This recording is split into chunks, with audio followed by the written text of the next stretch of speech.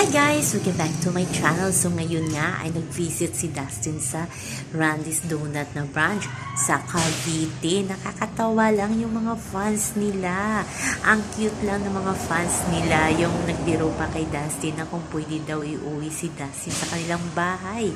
At game din itong si Dustin na sinabi na ba, saan tayo pupunta? O diba? Kaya may naraming nagbibiro nga lagot kayo kay Bianca. Baka magselos si Batangs. Pero joke lang yan. Alam naman natin na kaibigan ng turing ni Dustin at ni Bianca sa kanilang mga tagahanga. Napaka-supportive ng Dasbea at ang solid Dustin, solid Bianca, kung ano man ang ganap nila sa isa't isa ay nandoon talaga yung sa Bacolod si Dustin. Grabe yung suporta.